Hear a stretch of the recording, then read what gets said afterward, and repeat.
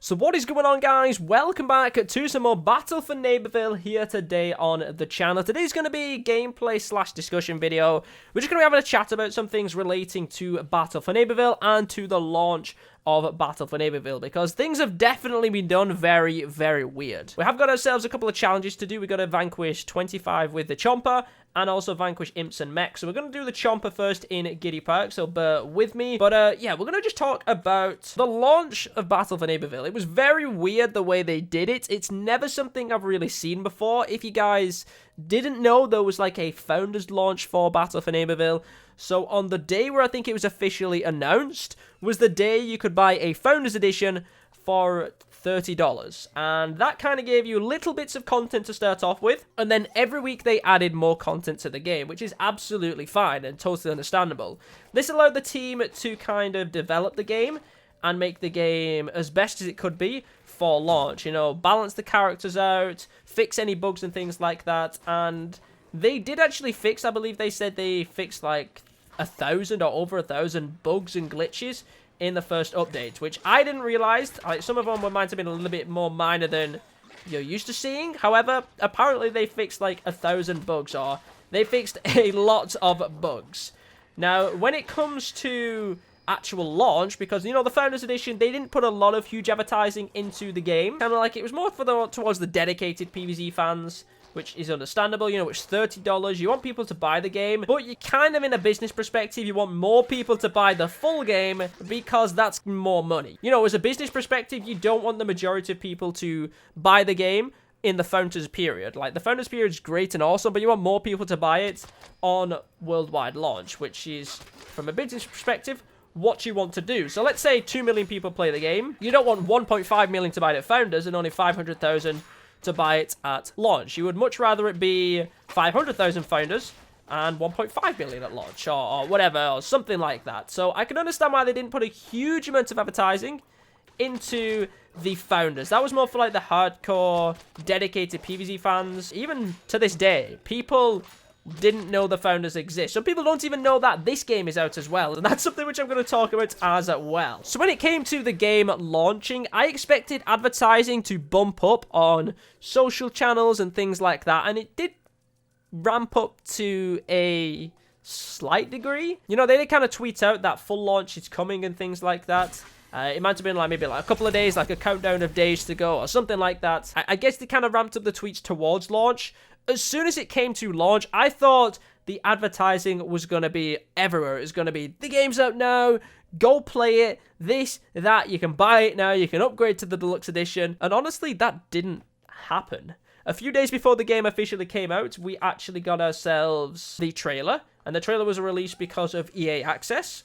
And I believe EA tweeted out the game's available now in EA Access if you want to play it. And obviously Plants vs. Zombies did their tweets and things like that. And that was absolutely fine. So as far as advertising goes, didn't really see a whole lot before EA Access. As soon as the game came out, there wasn't really much more promotion done, which is really weird. Like, I expected there to be a lot of promotion for this game, especially from the places you would expect to see promotion. Now, let me explain that in detail. So the full game launched on October the 18th. EA, the official EA Twitter account, didn't even tweet it out. I believe they only tweeted out 1 or 2 days ago, which is about 5 days after the launch, which is crazy. And they didn't even say Plants vs. Zombies Battle for Neighborville is out. It was just in case you didn't miss it, Plants vs. Zombies Battle for Neighborville is released. It wasn't even like a major tweet from the EA Twitter profile. And I'm kind of like, what? You would expect EA to have done a big promotional tweet on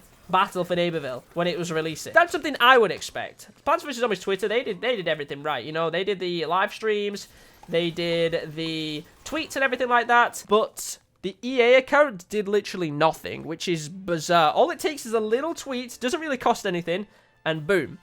That's going out to 5.1 million people to be aware that Battle for Neighborville is releasing, which they didn't do. That's one thing which is a little weird. What makes it even more weird is I've just played Garden Warfare 2. Almost 4 years that game has been out now. You load up the game, you go into the mailbox, there's no mention of Battle for Neighborville whatsoever. The other previous Plants vs. Zombies shooter games aren't even advertising Battle for Neighborville, which is the biggest mind blow in my opinion. You know, this game has completely launched now. It's in official launch, and the previous titles aren't even advertising it in their games, which makes no sense to me whatsoever. I know that it's not a Garden Warfare, but it's still another shooter. You would still want as many people that play that game to transition over to this game. So unless you follow the Plants vs. Zombies YouTube channel, or you actually watch a Plants vs. Zombies YouTuber, you probably don't even know that this game is out. And I'm telling you right now, there is going to be thousands of players who love Garden Warfare 2, who play the game. They don't watch YouTube. They don't watch EA's Twitter account, you know, so they don't even know that there's another game out unless they're actually told about it. Which is why you would expect them to be advertising Battle for Neighborville in the EA game itself, which they are not doing. And I find that so bizarre. I don't know if they're trying to polish the game up a little bit better before they announce it to more people so that it's going to be the best possible experience for new players. I don't know if that's the reason why or not, but I just find it very bizarre that the EA Twitter account didn't do a massive hype tweet on complete launch.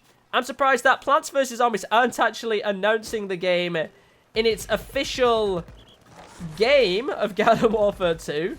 I just find it so weird. Now, at the time this video goes live, maybe they have changed it. Maybe they have decided to advertise it in the game. But I loaded up the game a few minutes ago, and Battle for Neighborville is not even mentioned in Garden Warfare 2, which is very bizarre in my opinion. You know, there's probably one person watching this video that probably had no idea that Battle for Neighborville is a new game that has released. So if you guys are watching this video and you did not know you could play this amazing game, you can play it right now. It's on full release. You can buy it on Xbox, PlayStation, and Origin. You can upgrade to the Deluxe Edition, which gives you 2 costumes, 5 emotes, which are pretty meh, and also a digital comic. I'm not being paid to advertise this right now. I just want to let everyone know that you can buy that if you want to. Now, they are starting to ramp up the advertising a little bit more now. I have seen advertisements on YouTube videos, and I think some people have said they've seen them on TV.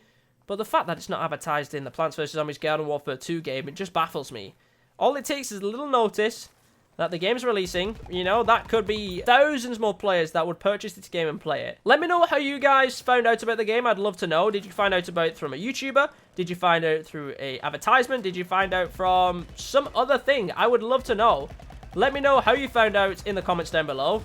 And if you've only found out today, let me know, because there's probably people watching this that had no idea. So I guess that's my 2 cents on the whole situation of the launch for Battle for Neighborville. I honestly expected more promotion for this new game, especially with how long it's been in development for, and how good this game actually is, because, you know, there's no denying, this game it's got some issues, but the game is still brilliant. I love this game. This game's got so much potential, and I'm hoping they're going to be supporting this game for quite a long time to go. I'm surprised, and I'm sure you guys are surprised that the promotion, compared to Garden Warfare 2, none. Like, there was no beta. It was just straight on your doorstep. This game's available to play. What do you think about it, about the whole launch of Battle for Neighborville? Do you kind of find it weird about how the game was officially launched and announced? I think it's bizarre. I honestly do. So let me know what you think about it in the comments down below. Nonetheless, though, make sure you guys do go check out some of the other videos on the channel. I did release a video talking about a schedule that I have coming out. That's in my prize map video. If you guys want to go check out the schedule, then that is on the channel. But yeah, hopefully you guys did enjoy today's video. Thank you very much for watching, and I will catch you all in another video.